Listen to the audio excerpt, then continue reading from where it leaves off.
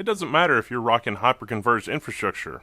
Your data reservoir might not be quite as safe as you think it is from ransomware or even crazy people. Let's learn a little bit about hyperconverged infrastructure and backup strategies and things you can use for high availability, resiliency, and failover, especially when you incorporate the Synology UC3200. This video is sponsored by Synology, but you can still learn a thing or two about hyperconverged infrastructure and your backup strategy, and if you've got everything structured just the right way. Let's take a look. To understand what the UC3200 can do for you, you need to know what you don't know. Or at least, maybe what you don't realize. I'm always saying, you don't know what you don't know, but there's a lot we can talk about here. What is it? Well, I'll tell you. It's a fully active, redundant SAN host, trouble-free snapshotting capability, designed to provide fast iSCSI targets for your storage needs. You host critical virtual machines here, and the device itself provides redundant paths to point-in-time snapshots as often as you like. You just have to step back in time however far you need to, depending on how you've got it configured. Snapshots every 5 minutes, it can do it. And this UC3200 or something like it should be in your continuity planning phase, especially if you're in a fully homogeneous environment running, say, VMware or Hyper-V or even Proxmox. Homogeneous environment meaning that that's basically the only product that's there. And if you are in a homogeneous environment with only one of those products, you may be more at risk for ransomware than you really realize. But in order for me to explain that, I need to show you how it all works in a virtual machine host cluster, basically. We're going to do a 4-server cluster, and that can only mean the Tyan Transport CX. Now, ransomware is only going to get more prevalent and dangerous as time goes on because, well, it's highly profitable. Not only as a criminal do you make money from the actual ransom itself, most of the time, some of the time, it's also very effective at covering up other crimes that typically includes data exfiltration. I mean, there's so much opportunity with ransomware beyond the actual ransomware. It's basically the turducken of criminal profitability, right? I mean, that's basically how it is. It's layers and layers and layers of criminal activity. Are you asking questions in terms of, your backup recoverability in various situations? No matter what your capacity is, I mean, you should be able to ask questions. How long would it take? You ask that over and over again. And while you're thinking about that for you and your workplace and what you do for a living and how technology touches everything that you do, let me give you a little bit better introduction to the UC3200 from Synology and its hardware. It's a 2U rack chassis with 2 10 gigabit Ethernet ports and 4 1 gigabit Ethernet ports. That's right out of the box. You can actually upgrade that from there. It's got 2 SAN control modules. Those are basically, servers in a box, rocking Xeon D1512 processors and a default 8 gigs of RAM per node. That's expandable to 64 gigabytes per node. The chassis itself is designed for SAS or serial attached SCSI hard drives and is expandable to 36 hard drive bays. It comes with 12 out of the box in its 2U rack configuration. Each control node, control module also has one PCIe 3.0 X8 expansion slot for PCIe add-in cards, such as dual port 25 gig cards or an M.2 SSD cache if you're so inclined. We've got health status lights on both the front and rear of the chassis. Solid is good, blinking not so good. And at the rear we can see that we've got a little bit more information that we can see about which node might be acting up beyond just the high availability light blinking to let us know something is wrong on the front. From the internal layout of each control node, we can see that everything runs from a disk on module type setup. It's basically a SATA SSD. And that's where the operating system, the Synology operating system lives. And it's right inside the SAN module, so it's pretty modular, pretty removable. There's also an internal 32 gigabit PCIe link between the nodes. That's one of the special sauce things here.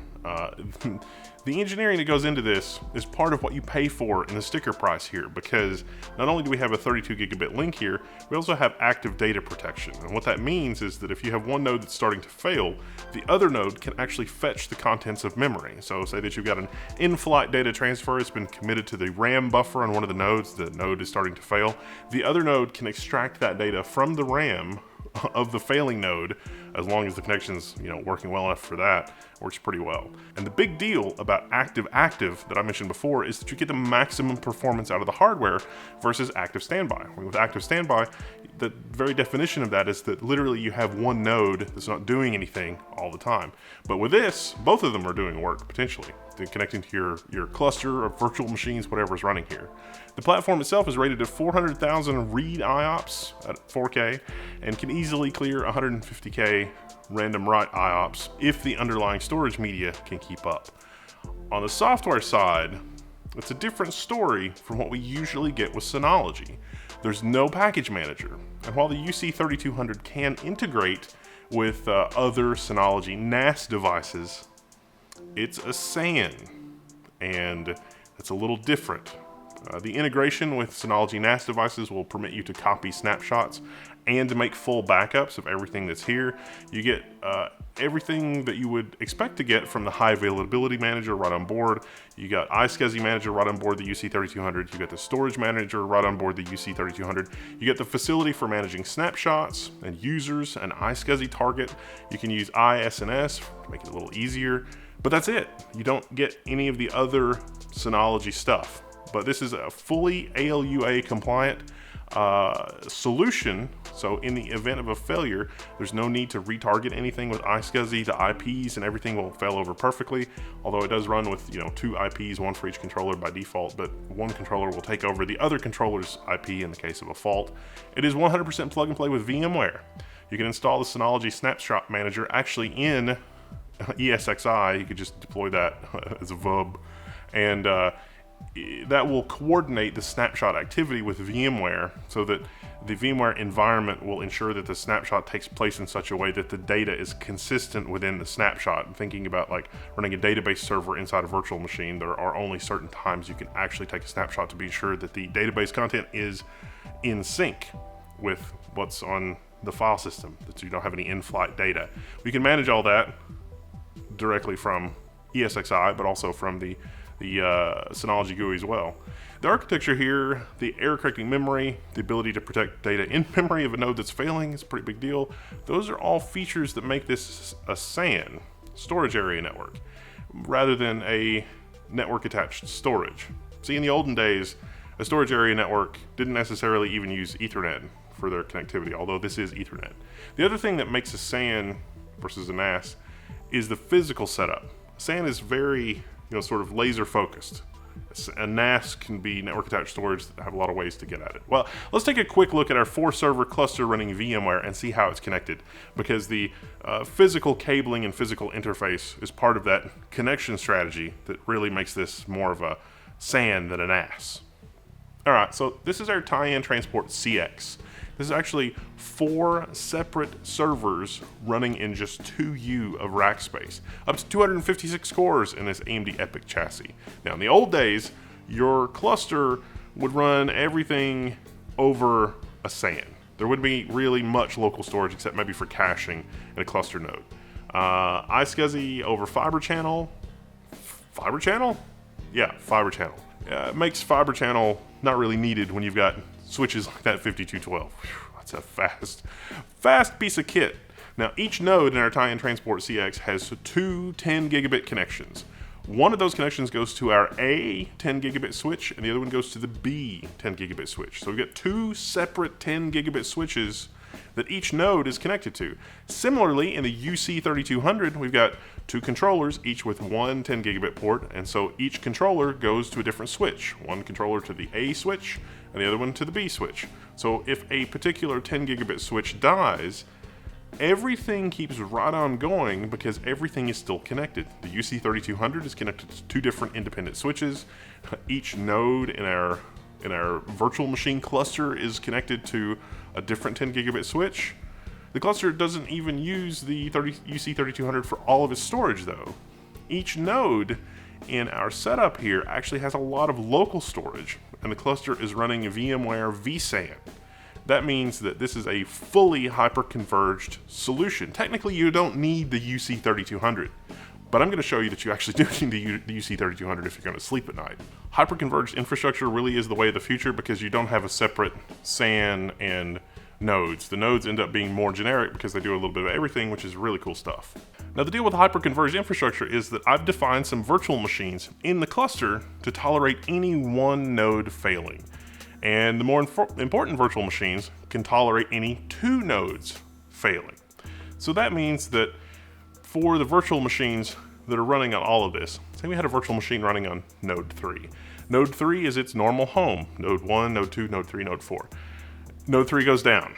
The data that was in node 3, there's another full copy of that data collectively on the other 3 nodes. Now, if that virtual machine on node 3 was really super important, there might have been 2 extra copies floating around, so any 2 nodes could go down. That's pretty cool. All the storage in all of the nodes is pooled together, but depending on what redundancy policy you set is how many more copies you get spread around the rest of the cluster. This is the future. This is hyper-converged infrastructure. If you had a virtual machine that's not very important, you could be like, it's running on node 3, it's not really very important. As long as node 3 is down, that virtual machine is going to be down. As long as node 3 storage is inaccessible, that virtual machine isn't going to work.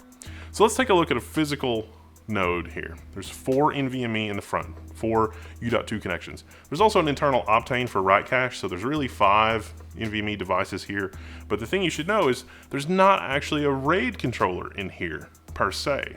But you think about it, with 4 drives, there's a lot of flexibility with 4 NVMe, depending on how you slice it and dice it. Think about the possibilities. I could do RAID 0. RAID 0 across all 4 drives. If any one of them dies, I'm going to lose all the information, but that's going to be really fast. I could do RAID 1 on just 2 of the drives, and then when that virtual machine is really busy, it'll leave the other 2 NVMe in this node free for other I/O for virtual machines. I could do RAID 5 with 3 or 4 drives. I could do RAID 10 and get, the equivalent of speed and redundancy.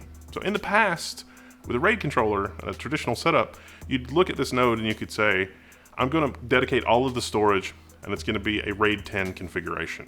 Well, but now with hyperconverged infrastructure, you can just set a policy on a per VM level. With vSAN, you can have one VM that's running effectively RAID 0 levels of performance right next to another VM that's running with RAID 5 levels of performance. So I could run RAID 5 for, I can tolerate one NVMe dying, or I can have a database server that's effectively running in a RAID 10 configuration. Now, vSAN is aware of the other nodes in the cluster too. So each node is set up as a failure domain. So if a particular node goes down, or even if I just lose one drive on a particular node, something malfunctions on the node, VMware is going to basically treat that node as being completely offline. It'll try to get the data if it's more up to date than what's on the rest of the other nodes. But you can be sure that there's a copy of the information for the virtual machines that were on that node on all of the other nodes.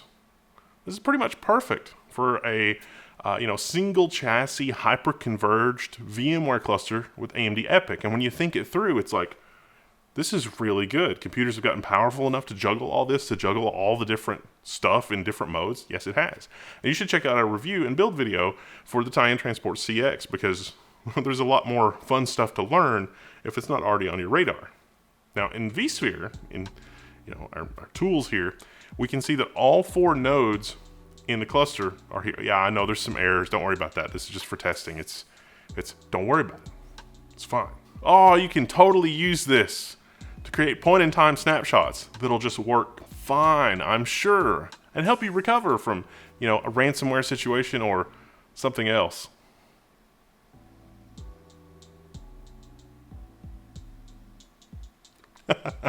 No, don't do that. Those snapshots do create point-in-time snapshots, but the snapshot facility in the GUI here, it's not actually what you want. The terminology in VMware when we say snapshots is not the same as Synology and pretty much anybody else. I could basically hear the VMware engineers angrily yelling at me through the monitor just then. If you misuse the snapshots here, it will happily lose data. I mean, these kinds of snapshots, well, and actually there are persistent and non-persistent snapshots as well. So you could create a virtual machine that when you turn it off, it reverts back to its original config, which is maybe kind of nice. But, snapshots in this context basically means it's a fail-safe for testing a patch or an update or something like that, and it gives you the ability to revert quickly. It's like, oh, we've got to, get the Windows 20H1 or 21H1 update. Let's just make a snapshot before we do that. So if it goes wrong, you can roll back. It's pretty easy.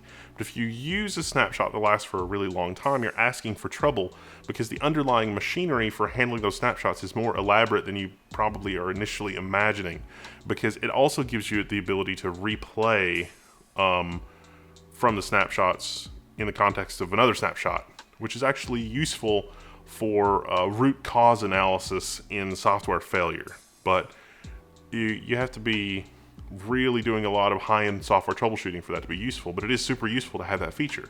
The VMware terminology that's closest to what Synology and about everybody else call snapshots, VMware really calls replication with recovery points. So replication is you replicate that VM to another cluster or another data center or somewhere else, and then you can define a policy for how you want to retain recovery points in time, basically. You can create a policy that will automatically create the point-in-time instances of your virtual machines, but you can only keep 24 of them. But you can't have complex policies with, those point-in-time copies of your virtual machines. For example, keep 6 point-in-time instances per day for the last 2 days. That'll give you pretty granular recoverability. And then keep 2 snapshots a day for 5 days before that. So if somebody doesn't notice right away, that's still pretty good granularity. And then 1 snapshot a week for the 2 weeks before that. Ta-da! That's 24 snapshots total, and you could recover up to 2 weeks later without too much of a problem.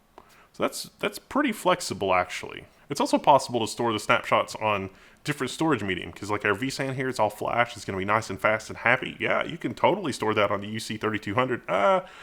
It really works better with some third-party products, but it is doable. The base functionality, though, is built right into vSphere, and it's usable with vSAN. And you can even, do some really, really fancy stuff with those snapshots, like sending them to Amazon AWS or Dell's Apex with just a few clicks. It's a really pretty powerful setup. And the recoverability time, how long will it take to recover? Remember, how long is it going to take to recover? You got to keep asking that over and over again. The time to recover that is pretty good. It's a perfect world, right? Hyperconverged infrastructure, arbitrary recovery points, VMware products as our one-stop shop for everything that we need. Well, somebody gets ransomwared, bad things happen, click, you restore, done. Yeah, it basically does work like that. Unless they also get into vCenter. And then it's really bad. Wait, how can ordinary users can't get into vCenter? What are you talking about? Well, several times, just in 2021, there have been catastrophic exploits in the vCenter web GUI. It's under active exploit right now at the time that I'm making this video. If you can get to vCenter, the vCenter virtual machine, from the web, just to log in, without even logging in, you can get at the underlying storage in vSAN and potentially corrupt the snapshots as they exist in vSAN. So everything within the VMware product family tree, everything within vSphere and all of the connected stuff basically becomes corrupt. Are you using the Synology UC3200? Well, the stuff that it's storing is also going to get corrupt, but the UC3200 and Synology are going to save our butts. See, we can still have a UC3200 data store on all of these nodes together. And, well, check it out. I've gone through and created a RAID 10 striped mirror on our UC3200. It's a pretty good balance of performance and speed. I also went through the GUI and created a few 1 terabyte iSCSI targets. And I've created a virtual machine that lives on these iSCSI targets. Now, you could use the ISNS server to make things even a little bit more easy. But in VMware, it's pretty easy as is. You just enter the IP address of the Synology UC3200 and authentication. You can CHAP authentication, which I do recommend. And then each VMware node can see everything that's offered on the iSCSI side of things. Now, for this to work right, each node needs to be participating in a cluster already. But if they are, each node in the cluster can see the contents of the data store that's hosted off of the UC3200 at the same time. And normally with iSCSI, only one host has control because it acts like a physical disk. but VMware's smarter than that, so it works in this scenario because of the cluster. Now, back to our disaster recovery scenario. Malware used the security flaw in vCenter and has full access to vSAN, and it's got full access to the iSCSI data store as well from the UC3200 because it's got full control over ESXi. Basically, it can do whatever it wants.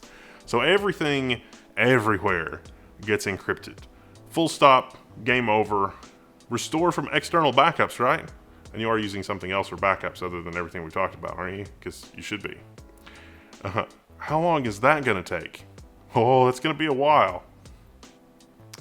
Well, it's not so bad because of the UC3200.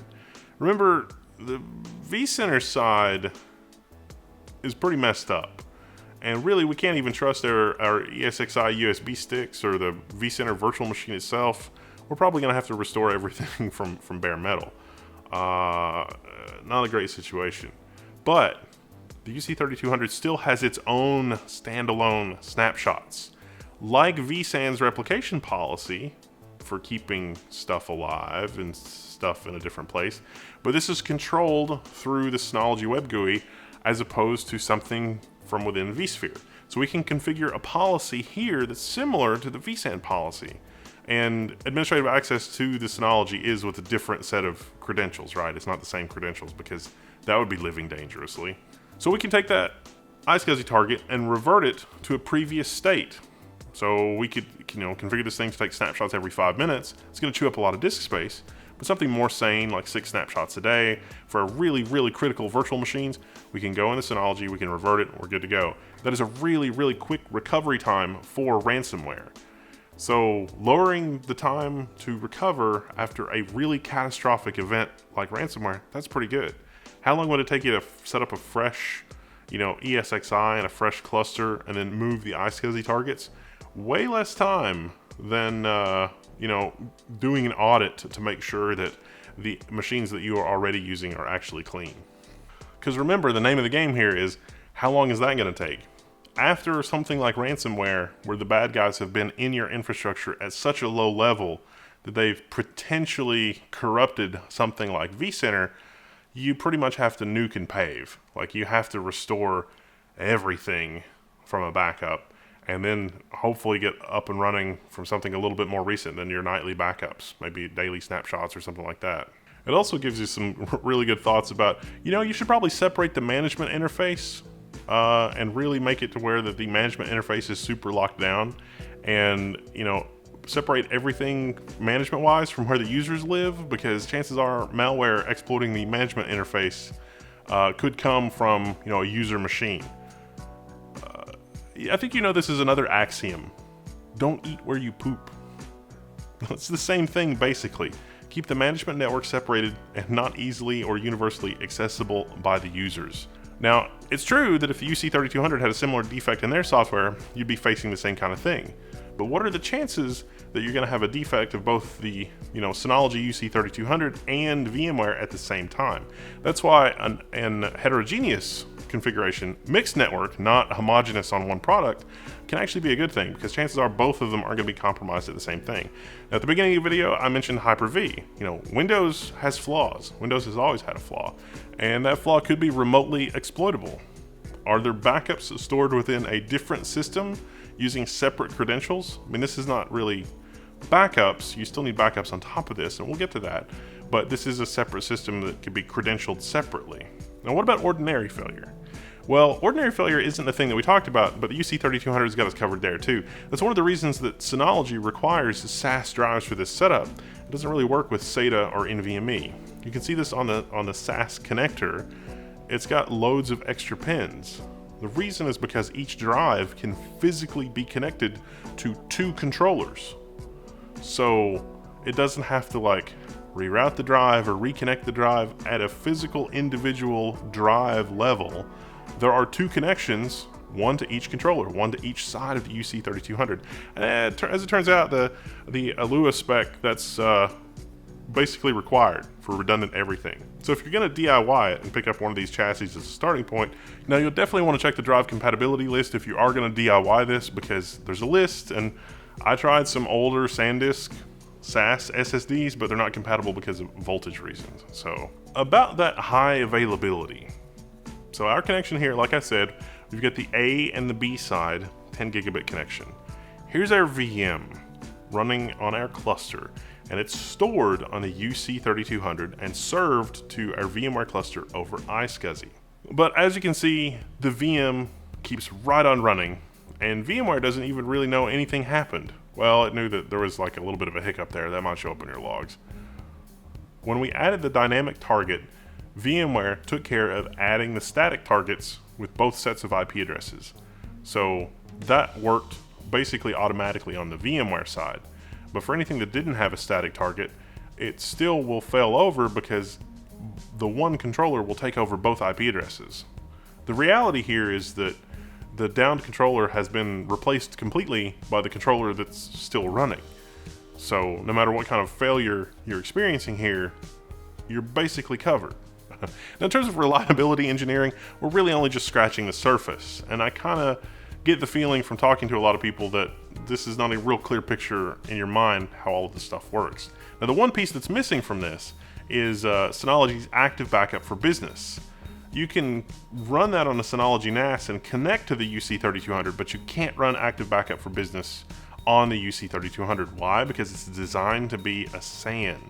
Now, the Synology NAS to vSphere and back up both vSAN and iSCSI to virtual machines into one convenient place, yes, you can do that, but you'll have to add a Synology NAS to the mix.